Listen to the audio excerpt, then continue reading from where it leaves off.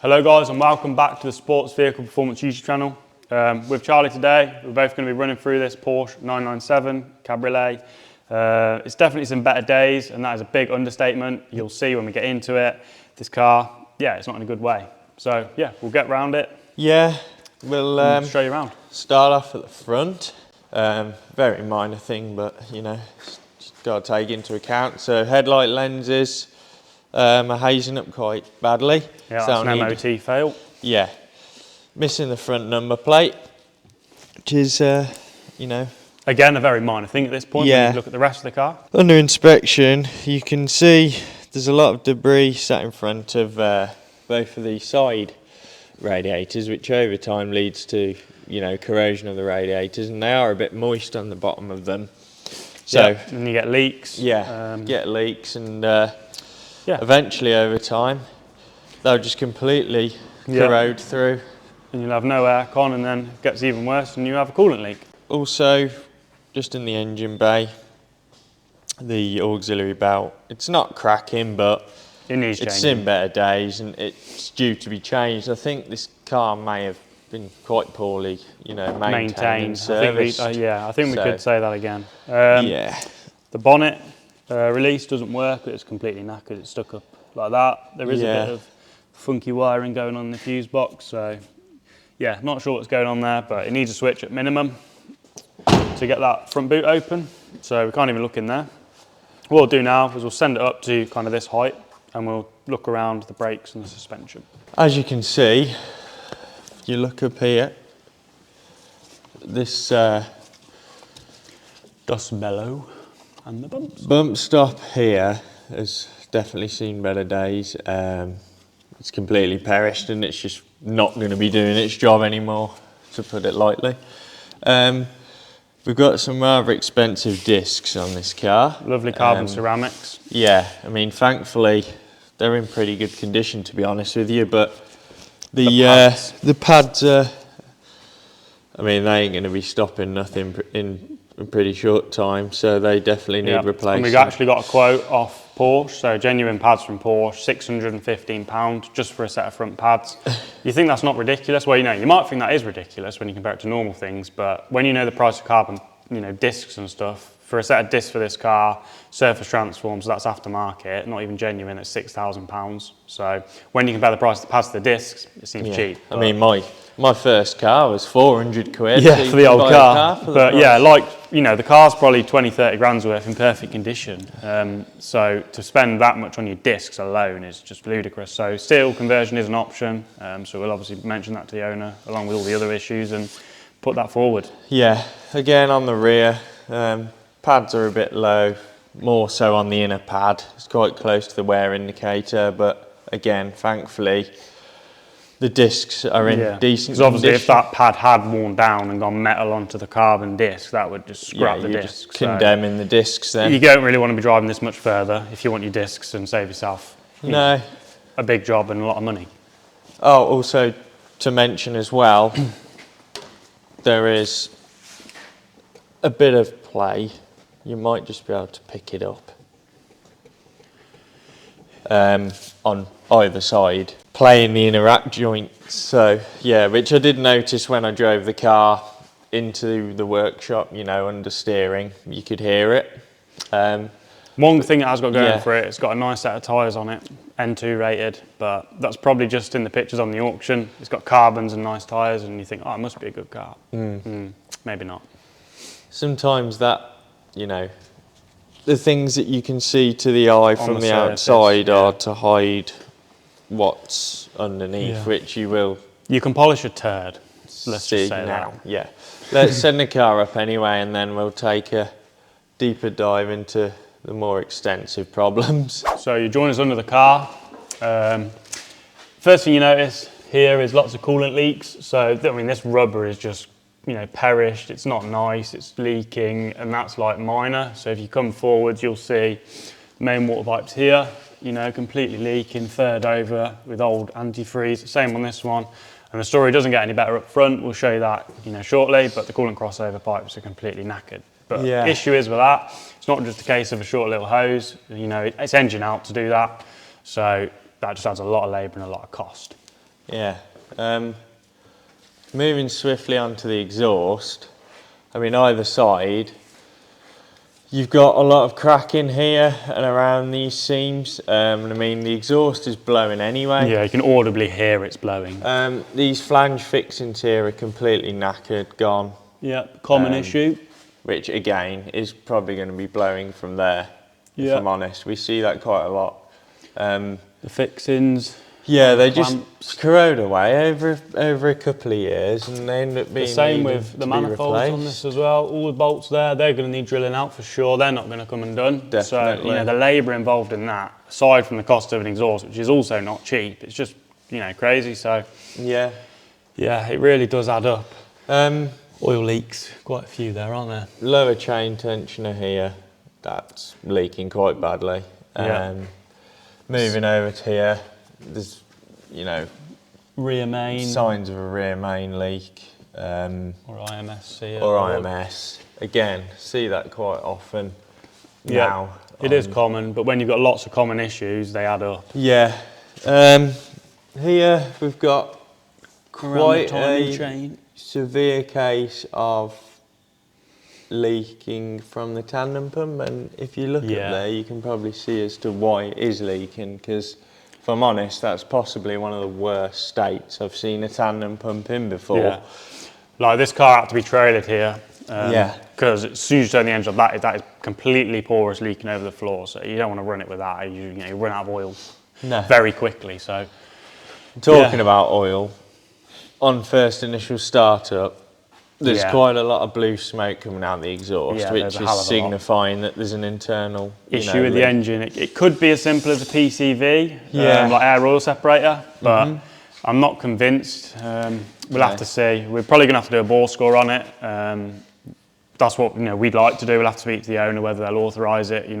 With obviously what's going on with the rest of the car, they might not want to spend the money, but that's what we ideally need to do.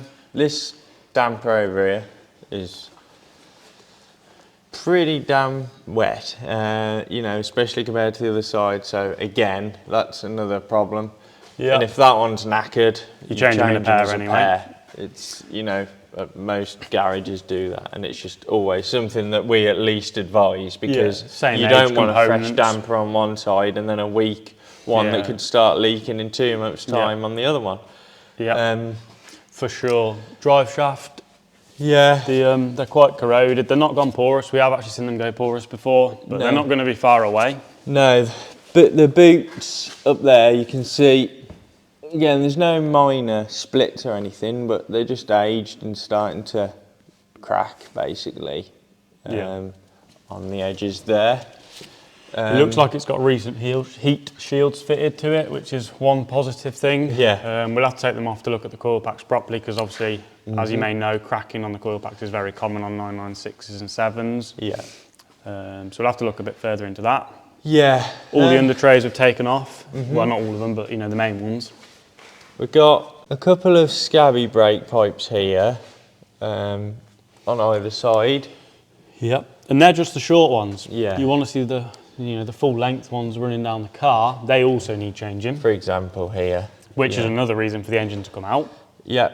And this is why it's important that you always just remove the under trays to take a bit more of an in-depth look at things like this. Because, I mean, on MOT and stuff, they obviously can't remove parts of the car. We've had boxes in the joint here where, past an MOT, it's coming to us and we service it, and it's completely like, one pump of the pedal and that pipe's going to go through. So, which could result in obviously a crash and the harm of completely people inside of the car, which is not what you want. So, some people just get the cars MOT'd and think, it's MOT'd, but it's not the case. You've got to have it serviced and checked thoroughly. Here we've got a bit of a leak coming from what looks like the gearbox sump again. Also here, it's not the pissing gearbox out, oil cooler. This line here is very corroded, and it's not going to be long until that's porous. If the camera can focus on it, but it's just it's going to have to come out. Engine and gearbox is one. It's not in a good way. This is why it's just so important that you have your car inspected and maintained every year. Buying a Porsche unseen from an auction is never a good idea. buying a Porsche unseen is never a good idea, let alone from an auction. There's a reason it's gone to an auction. Yeah. And it's probably because, well, we know what it's because someone else wants to get rid of the problems. Yeah, pass it on to someone else. Yeah, it was hard to see up there, but again, it was only because I took the central under tray off that I could see this. But this prop shaft donut here is quite badly split, and obviously the last thing you want is that giving away and ending up with a prop coming through the floor of your car, or you know, just losing drive. But again, it's just something you wouldn't see unless you have your car inspected properly. Yep.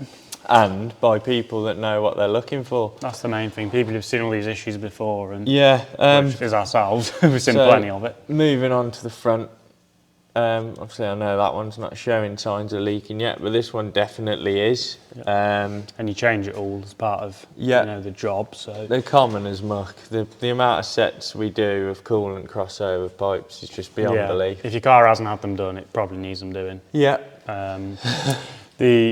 You can see them more up here as well on the joints coming from the radiators. So I mean, obviously it's soaked on the subframe here, but up there. Well, you can see it on the under tray there how much is leaking out of it at that sort of rate. So yeah, you know, it's definitely a puddle. Well, if Sam just comes, and that's just from the front. I mean, you can see the pink in there on the rubber hose, and it's just a load of corrosion around the ends of the hoses, really, and eventually they just give way, and you know, you end up with quite a big coolant leak. The front CV boots as well. Yeah. Is the inner ones. So the front inner CV boots, as you can see there, it's not going to be too long before those completely split through. And I mean, I only changed a set of these on another 997 about 3 weeks ago.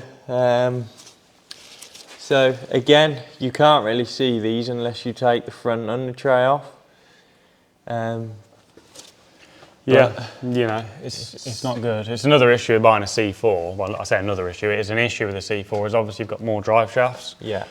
So more problems really. They get through tyres quicker as well, being four-wheel drive.